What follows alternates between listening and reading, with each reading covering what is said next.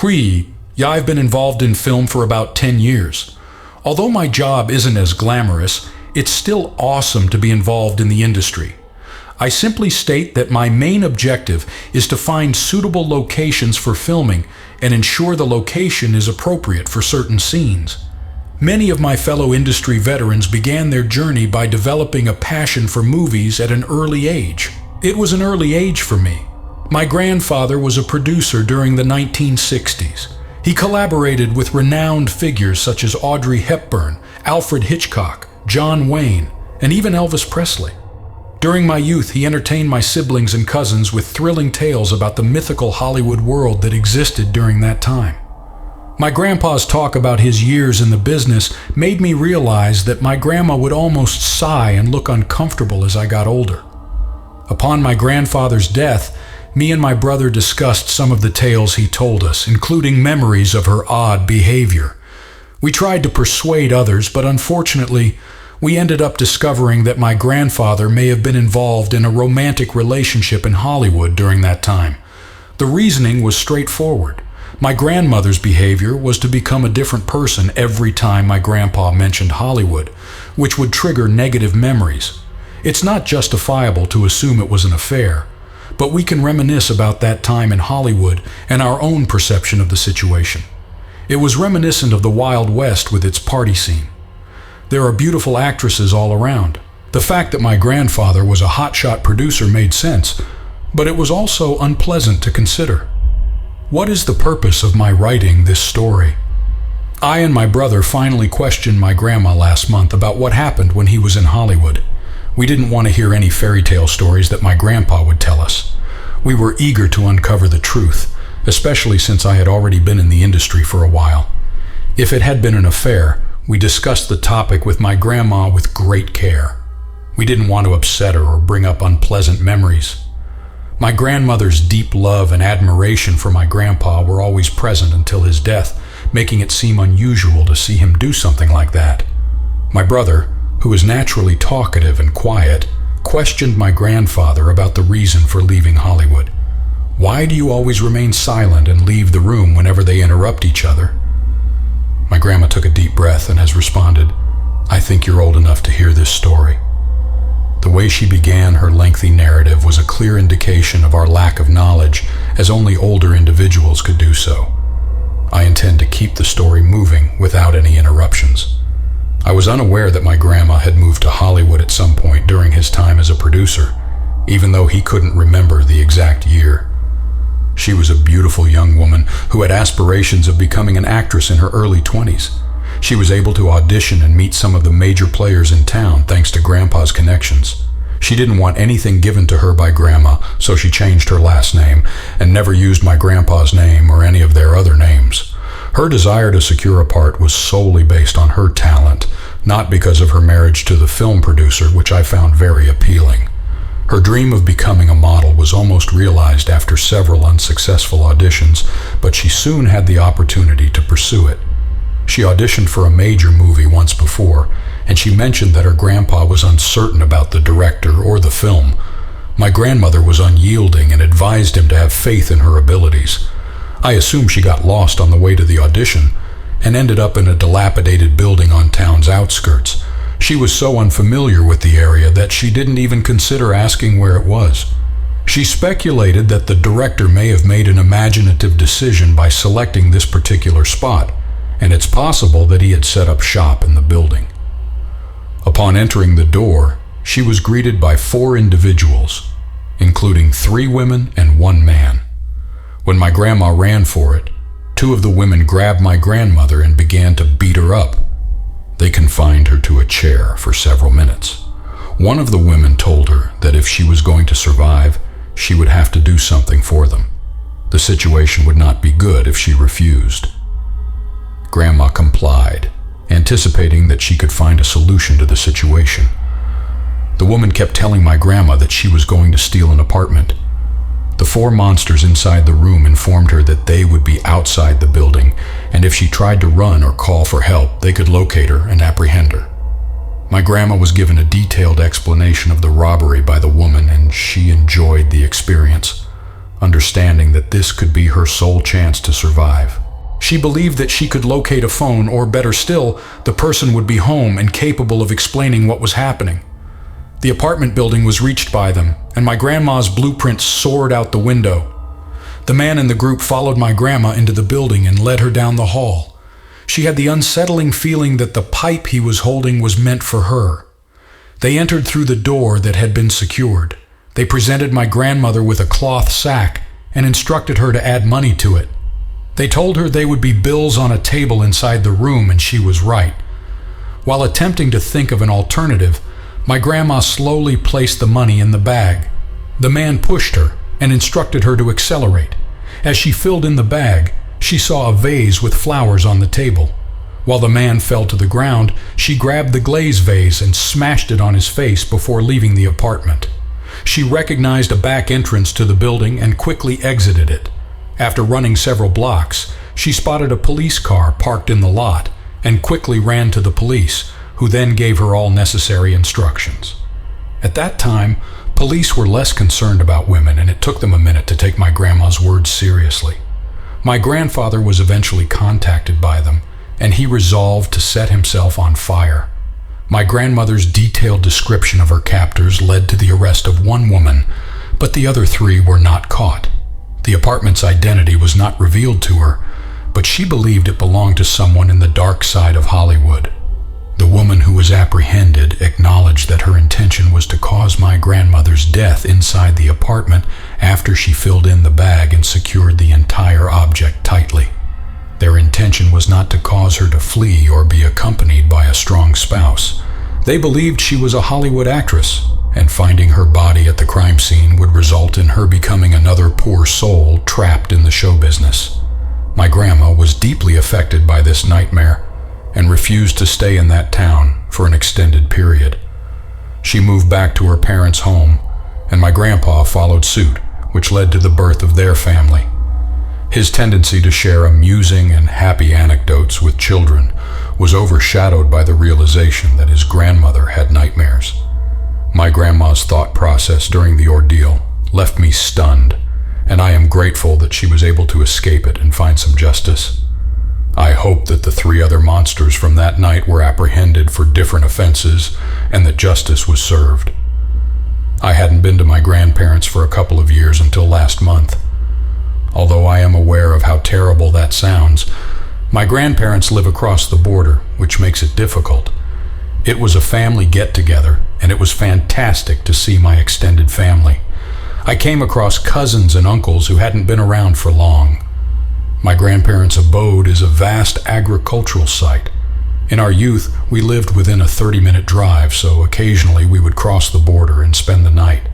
Throughout my time there, I always had a great time and felt secure. I had minimal knowledge of the level of danger I was at. During the family reunion, my grandfather shared one of the most unsettling and disturbing things I've ever heard about. One night, while we were spending the night at the farm with my cousin James, my grandparents had an unwelcome visitor. I can remember the exact night my grandpa told me, as he was the only one who ever screamed at me. The night started like any other sleepover. James and I were outside playing, eating pot pie with extra gravy, and pretending to drink root beers. There was this creepy little loft in the farmhouse with a pull-out bed and small TV hooked up to it. It was common for us to stay up all night playing games, including Spyro the Dragon or Crash Bandicoot. My grandmother would often knock on the door of the loft and tell us to keep it down. Throughout the night, she carried out this activity on a regular basis. On this particular night, we assumed that we were being shrewd by turning off all the lights and maintaining a low volume. At midnight, we heard a very loud noise coming from the downstairs. We stopped the game and just stared at each other. We both felt that awful sigh of disgust. I have a memory of thinking about how I could assist my grandpa after he fell, and I wasn't sure I had the mental capacity to help. Both of us remained silent for a minute, and then both were filled with relief and panic when we heard nothing but silence. We were uncertain about whether it was a good or bad thing, and we resumed playing the game, but something didn't seem to be working.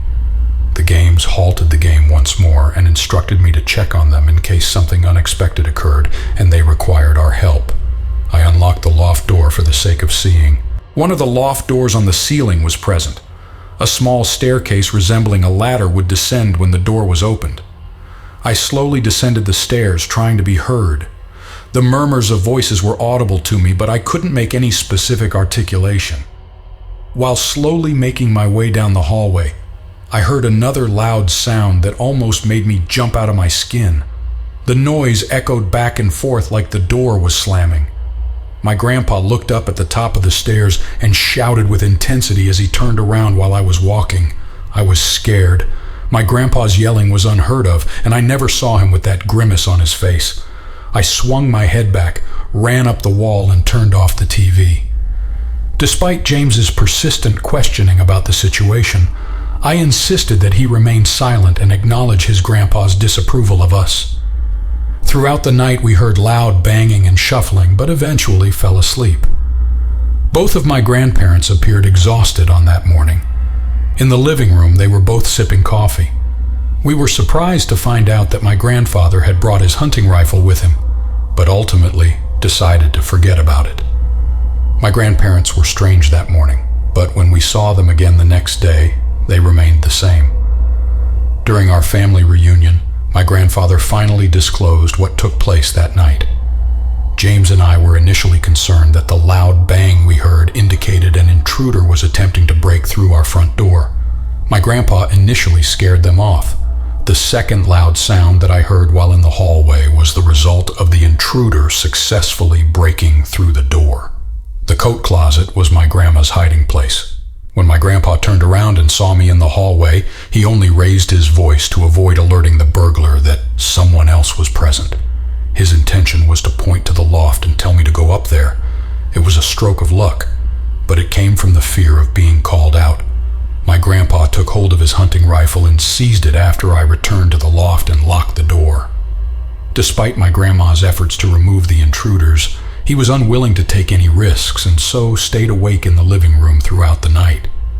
He contacted my grandpa's close friend, the sheriff, and expressed that there was no need to send anyone.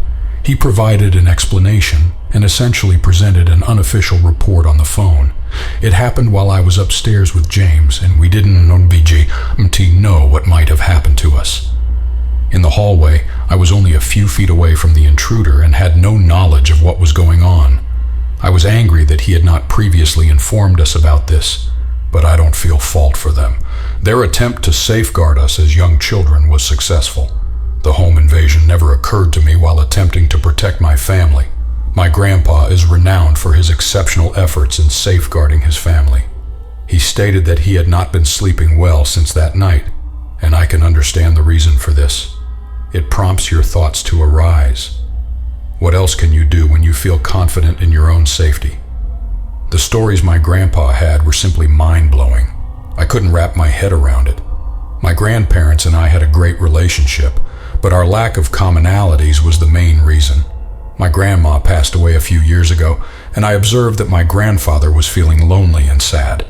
I opted to spend more time with him. I'm not sure if it was the guilt of not spending time with my grandpa or just feeling sorry for them, but I started visiting their house once a week to have coffee and chat. Growing up, I never heard any stories about my grandfather who served in the war. I presumed he was involved in the Korean War, but I am uncertain. It is my understanding that he was stationed in Germany and a few other European countries during that period. During an afternoon, we conversed about his time in the military. Despite being single in Europe, he confessed to not having met his grandmother until after the war and spending much time with women. During his time in Germany, he mentioned that some of the men, a member of his unit, would have visited a local pub, and forgive me if you're German, but I can't quite say what bars or pubs are called in that language. He encountered Irma while drinking with his friends, and it was apparent that she was in love with her or deeply infatuated. She was described by him as beautiful, with curly blonde hair, bright blue eyes, and a smile that could light up any room. It was clear that he meant those words and not mine. His German accent was slightly higher than her English. After a brief break, they hit it off, and he was on his way back to Irma's house. I was taken aback by the infrequent mention of bar interactions during the 1950s.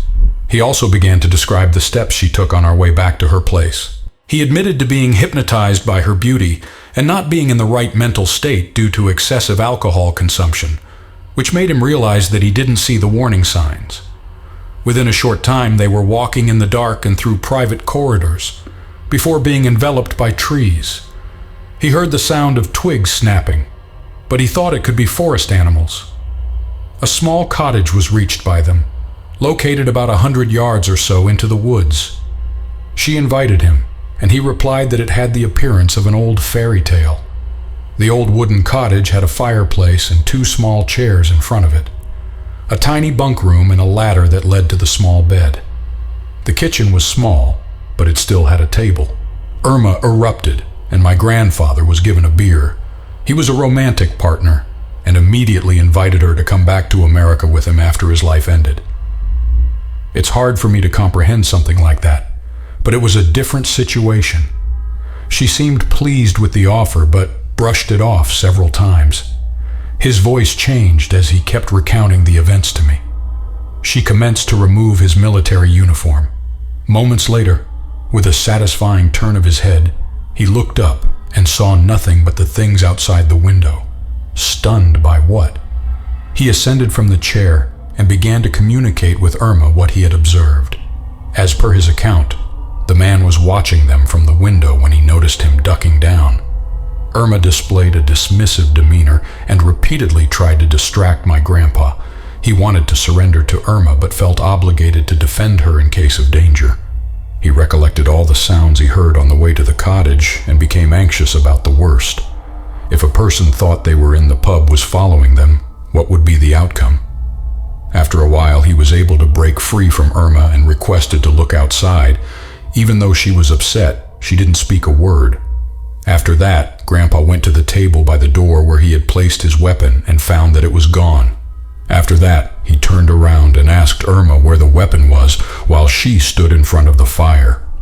My grandpa was clocked right in the face by a big German man who broke through the door. He stated that the pain felt like he was being struck in the face with an iron mallet.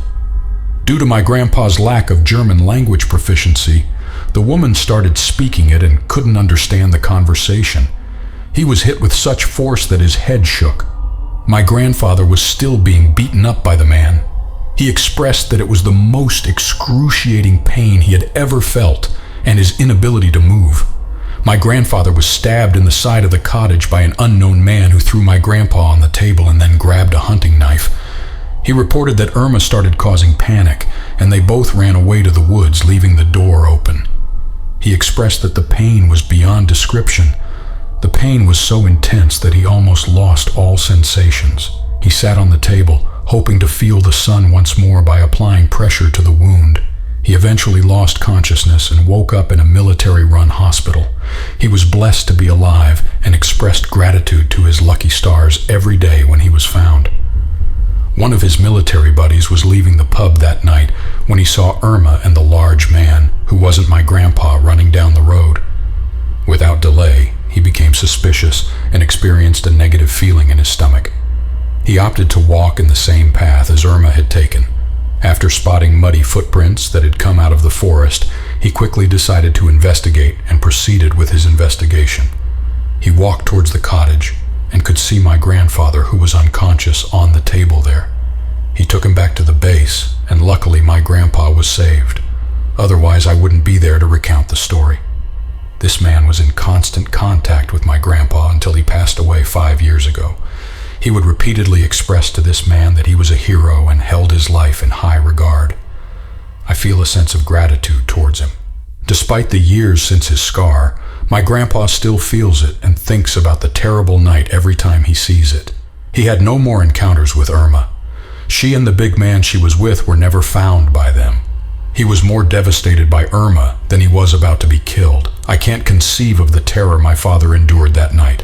The story was both engrossing and terrifying, and I requested permission to tell it to him. He agreed. He advised me to end my sentence by saying, "Don't be surprised if someone you care about chooses to cut off your heart." I came across an unusual story from my grandmother about a year ago. Following her recent passing, I wished to share the tale she recounted with me and see if it would be just as amusing for you as it was for my spouse. My grandma got married before my papa's announcement, and I was informed of it. The fact that I was 30 years old didn't shock me as much. I was taken aback when she disclosed that her father had no knowledge of him, although she never wanted to hurt him. The passage of time made her feel insignificant, especially since she was not yet a parent with him. She stated that he was a perilous man. At the age of 19, she had a strong attraction to the bad boy. She was more captivated by him because he had feelings for her. He made her feel valued. His peers held him in high regard, and his attraction to her made her feel a strong sense of responsibility. She and him began driving together. Davy was the individual in question. His cigarettes would be rolled into a short-sleeved shirt. His hair was always slicked back, and he could obtain it. Despite his tendency to use force to obtain what he wanted, she was always aware that if something came up, it would not happen. She acknowledged that she was terrified most of the time, but she had a fixation on fear, and your first love will always have that vice grip on your heart, whether it be for better or for worse. Living in a small boarding house meant paying for rent every week. They required places like this to be able to depart without delay due to their frequent travel. Davy stumbled through the door one night. He was irate and furious, shouting at my grandmother to take possession of things and leave immediately. Despite her doubts, she believed that she could observe blood on a shirt and jeans. Despite her distress, she attempted to calm down and clarify what had happened to Davy, but he was still furious and shouting. Over time, she came to the realization that it was preferable to follow Davy's instructions rather than what he had instructed. He remained silent for several hours after they hit the road. My grandmother inquired about the incident, and Davy informed her that they were not going to discuss it tonight and wanted my grandma to forget about it. Her emotional state was heightened by the fact that she knew what he had done, but for some reason it didn't make sense. She was aware that he was bad news, but she liked it. She was aware of the inevitable happening that night, and she never forgot about the feeling. They eventually progressed and arranged a modest wedding ceremony. She wished to have children, and Davy would guarantee that they would happen at some point. The day passed without delay, and my grandmother was becoming disinterested, with the bad boy routine starting to affect her. The fear of him being covered in blood and not coming home was always present. Her nightmares were almost realized one night. The door was knocked open while they were having an evening out. She had no knowledge of the identity of an older man.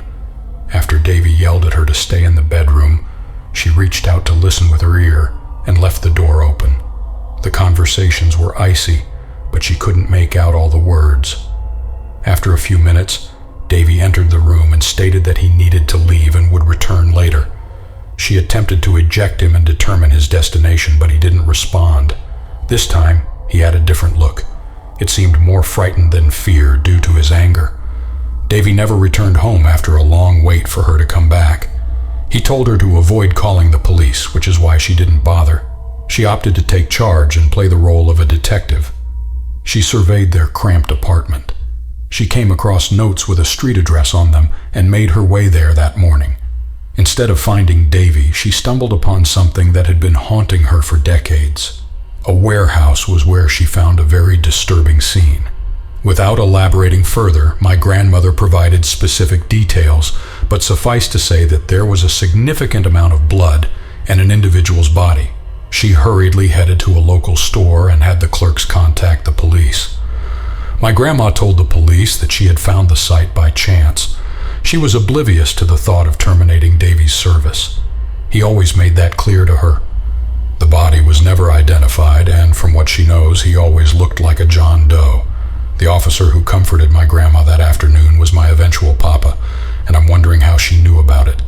Hence, she refrained from confessing to him about the potential culprit, as it caused her to feel guilty. Davy was completely erased by her. He made them lead a very simple life, so there wasn't much to cheer about. My papa and I started catching each other's affections, but it wasn't until later that she began to have feelings for me. She came to terms with the fact that Davy would never return after a few weeks. The question of what happened to him remained in her mind for a long time. She aimed for some closure. Did he meet his demise? Has he left the country? Did he just want to break up with my grandmother? When I inquired about his surname to locate him for her, She smiled and acknowledged that she had given up on researching the past events and ultimately ended up with my papa. Upon my aunt's arrival, she expressed her fear of Davy discovering her one day. She stated that she lived in constant fear that Davy was observing her and would react when she least expected him to strike. The passing of her is likely to result in me not knowing Davy's actual name or where he ended up, which is unfortunate. It's strange to me that my grandma was married to someone who was a criminal, even though it wasn't official. She uncovered an old box from storage and presented me with her wedding ring and picture of Davy, which was surreal. Seeing that picture caught my grandma's eye. I saw her with both fear and love. Her daily frightenedness must have been a nightmare. I'm so glad that I taught my grandma how to use her cell phone. Unless my grandparents were skilled in using phones, their situation was unlikely to result in them being here today. I requested another version of the story from my grandmother so that I could document it and share it with others. The story should serve as a reminder that some individuals are just monsters who enjoy being evil. My grandparents' abode is in the heart of nowhere. Due to the small size of my hometown, we don't experience a bustling nightlife like many other cities. My grandparents' living situation is far from idyllic in my small hometown, which is already devoid of people. My family and my parents usually stay for around an hour when I visit, but even those in their 80s love to go out and see all their loved ones. My brother's first child was born, and we had a small gathering at my parents' residence. We spent some time playing card game pitch with my husband and my grandparents. My parents were not present until midnight, which meant that my grandparents wouldn't be home until 1 o'clock in the morning. I was displeased and suggested that they remain in either my parents' or my home, but they refused to come back by driving. My grandparents departed and made an hourish drive to get back to their place. While driving, my grandpa collided with something on the road and had to pull over. The absence of a spare tire in the car prevented him from replacing the flat one. After considering what to do, they opted to remain there until morning. Due to the small size and limited traffic, they assumed they would be alone on the road until sunrise. My grandparents were discouraged from calling their relatives to wake them up, and I would have been more comfortable assisting them rather than spending the entire night on the roadside. Approximately 20 minutes after the flat tire appeared, 2 cars pulled up from the side and one in front of their respective vehicles. They ensured the cars' doors were locked and kept a close eye on the 2 vehicles. The car in the rear of them gradually veered closer to his car, almost touching their bumper. Despite her lack of expertise in using cell phones, she didn't immediately call the police, and instead, they both observed with curiosity. My grandpa was approached by someone who slowly climbed out of the car behind them and proceeded to enter his driver's side door. The man didn't speak. He just grabbed my grandpa's door and started trying to open it. At the same time, someone emerged from the passenger side of the car and proceeded to my grandmother's door. Another man kept telling my grandma to open the door. The individual proceeded to walk around the driver's side door and then slammed on the window and door. Finally, my grandma woke up and picked up the cell phone she learned how to use and called the police. The outside freaks didn't seem to care and started hitting my grandpa's car with baseball bats. They were aware that they would start to break the windows in shortly. After some time, the man wielding a bat started to request their wallets and threatened to terminate everything if they didn't exit the car and surrender their money. Holding hands with my grandpa, they stayed in the car and waited for the police to arrive. The individuals jumped onto the car's hoodie and began smashing the windows and windshield, causing glass to crack and shattering. My grandma expressed that this was the first time she had felt like the end was nearing. The police car's lights flashed inward and appeared to be breaking glass, resembling the scene from a movie. The man reached into the smashed windshield and attempted to grab my grandmother's purse, but she stopped and tumbled off the car. The moment he saw the lights, the front car rapidly drove away. He was not able to retrieve my grandma's purse when the 2 men behind me from the car attacked and ran back to the vehicle. The police car stopped to check on my grandparents, but they also drove off quickly and ensured their safety. The men they observed were described, and the police officers radioed someone who was informed about the location of the 2 cars. My grandparents called my parents and informed them about the incident that occurred in the morning. Our team immediately checked on them to ensure their safety, and as usual, they were joking and laughing like typical grandparents. I was aware that this was hurting them internally, but my grandparents had a habit of making light of every situation. That could be why they're still in their 80s and performing well.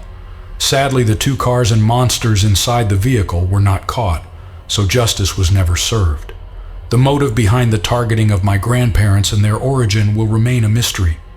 Did they only have a desire to commit robbery? Were their intentions much less positive? These idiots are still present and may be preying for the old and weak.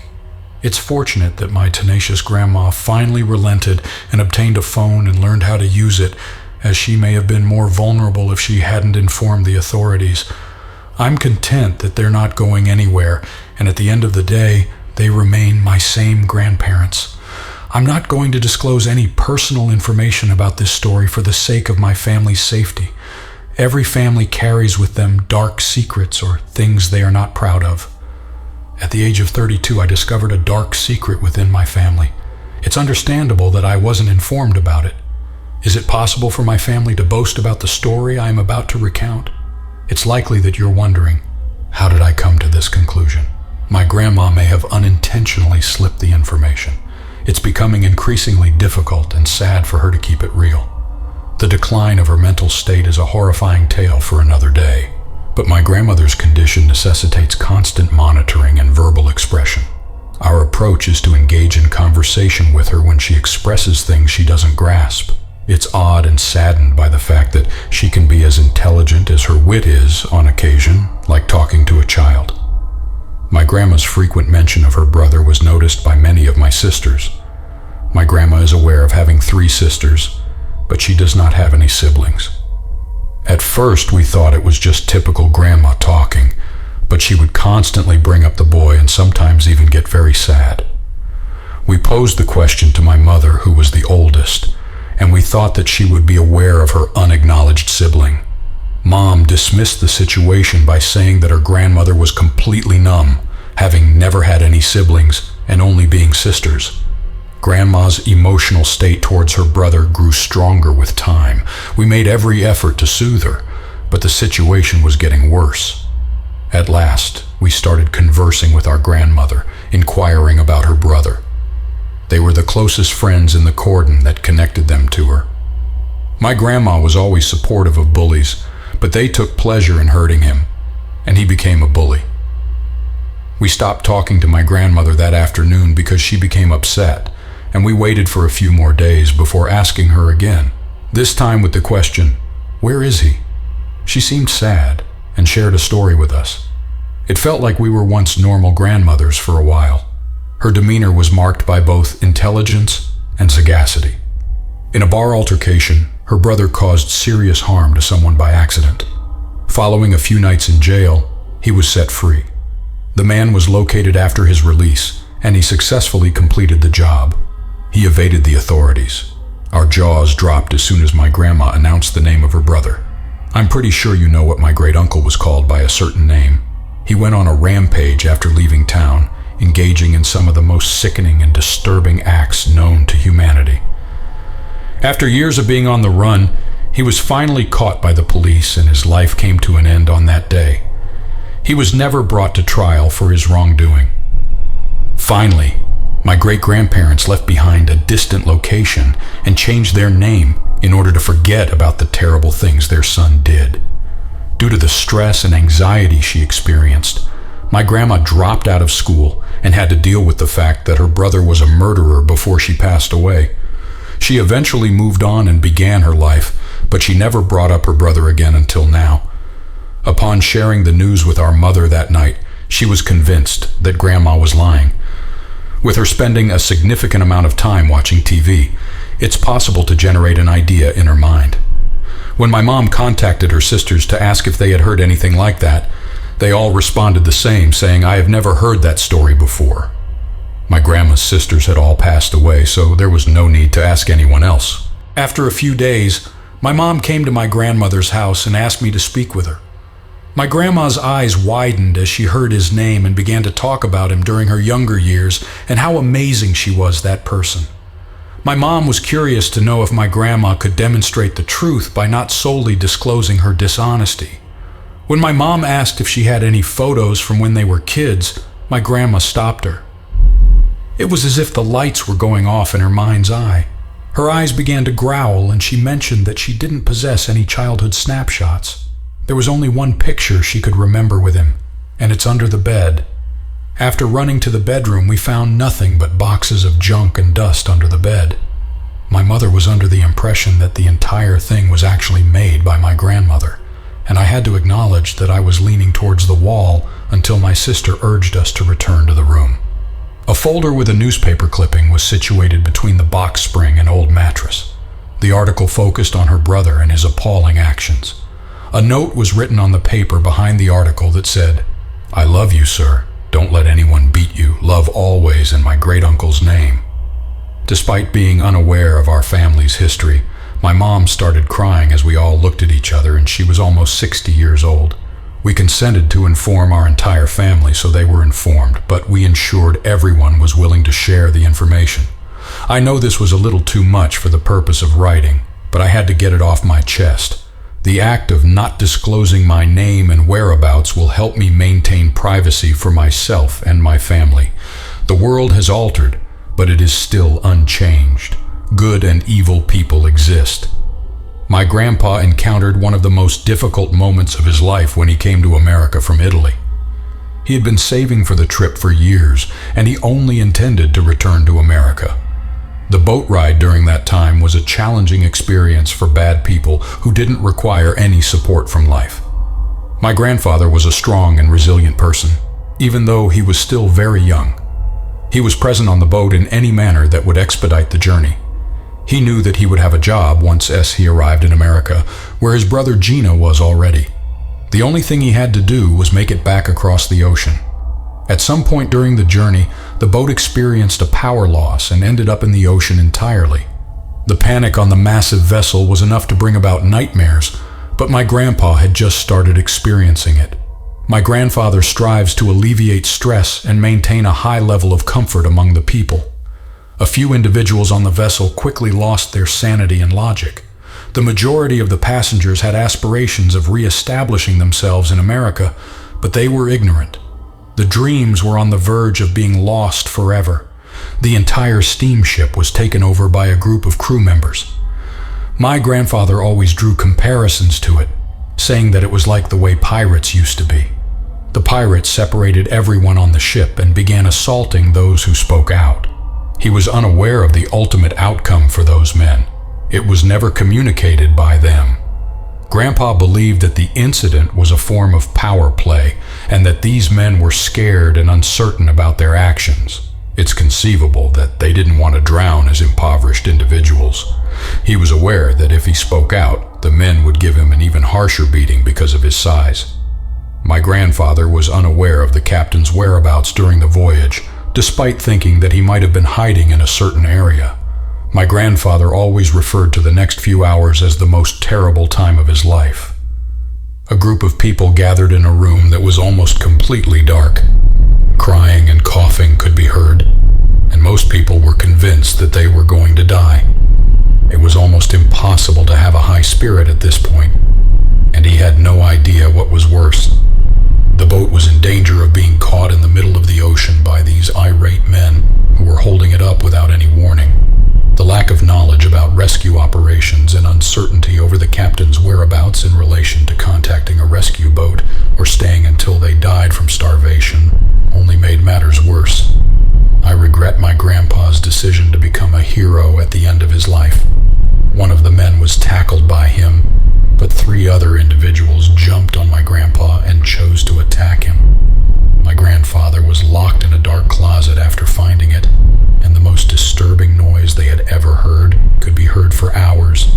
He consistently claimed that horror movies are not frightening.